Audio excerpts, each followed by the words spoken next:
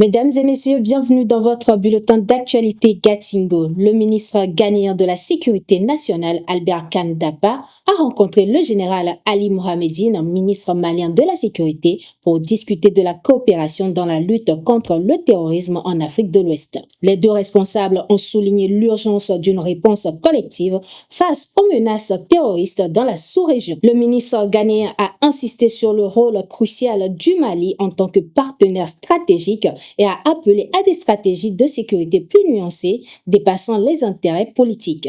Il a également évoqué les démarches similaires menées par son pays avec d'autres nations de la région telles que le Burkina Faso, la Côte d'Ivoire et le Togo visant à établir des solutions de sécurité coopérative. Le général Mohamedine a salué cette initiative, affirmant l'engagement du Mali dans la lutte antiterroriste. Les discussions ont également porté sur les récents développements au sein de la CEDEAO et la création de l'Alliance des États du Sahel avec un appel à établir des accords bilatéraux renforcés par une coopération efficace. Au Niger, le ministre de l'Intérieur, le général Mohamed Toumba, a signé 2 arrêtés retirant les autorisations d'exercice de l'ONG française ACTED et de l'ONG locale Action pour le bien-être. ACTED, active au Niger depuis 2010, a mené des actions humanitaires dans les régions vulnérables du pays en réponse aux crises sécuritaires dans la région des 3 frontières et la crise du lac Tchad. Toutefois, l'ONG avait déjà été suspendue temporairement en 2021 après des accusations d'affairisme et de connexions douteuses.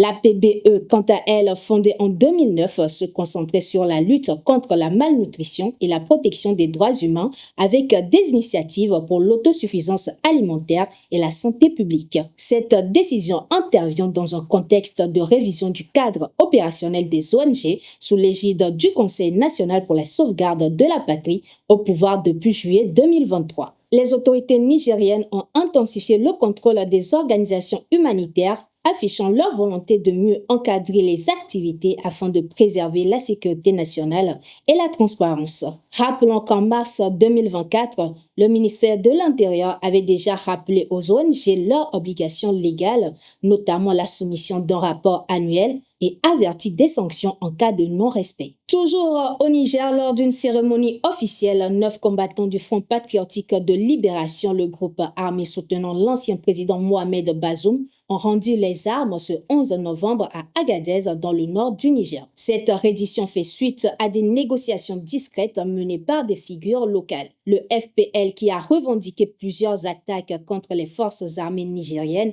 et le sabotage d'infrastructures, a vu son porte-parole se rendre le 1er novembre, suivi par d'autres membres du groupe. La reddition de ces combattants pourrait signaler une volonté de dialogue alors que le gouvernement nigérien cherche à stabiliser une région marquée par l'insécurité et les tensions politiques. Les observateurs attendent avec intérêt les développements futurs concernant la situation des anciens membres du régime Bazoum et l'impact de ces redditions sur la sécurité nationale. Olivier Boko, homme d'affaires influent, et Oswald Omeki, ancien ministre des Sports, ont comparu le 11 et 12 novembre 2024 devant la Cour de répression des infractions économiques et du terrorisme au Bénin. Ils sont accusés du complot contre la sûreté de l'État dans le cadre d'une tentative de coup d'État contre le président Patrice Talon. Arrêtés fin septembre 2024, les 2 hommes ont été placés en détention provisoire. Lors de ces audiences, ils ont déposé un pourvoi en cassation après le rejet de certaines de leurs demandes par la Cour.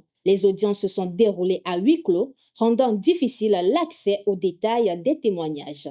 Cette affaire soulève des enjeux politiques importants, notamment en raison des ambitions présidentielles de Boko pour 2026. Les réactions varient parmi les politiciens, certains plaidant pour une justice équitable, tandis que d'autres s'inquiètent pour des motivations politiques derrière ces poursuites. La première conférence ministérielle du Forum Russie-Afrique, qui a eu lieu les 9 et 10 novembre à Sochi, a rassemblé plus de 1500 participants et 54 délégations africaines. Cet événement a mis en avant les avancées de la coopération bilatérale, notamment avec la Russie qui a démontré son leadership. Plusieurs ministres africains ont salué le renouveau des relations avec la Russie, notamment dans les domaines des mines, de l'éducation et de la santé. Selon le ministre nigérien des Mines, Ousmane Abarji, les relations russo-nigériennes sont en train de renaître. Le ministre sénégalais El Hadi Abdourahmane Diouf a également loué le succès de cette conférence marquée par une coopération égalitaire entre les pays.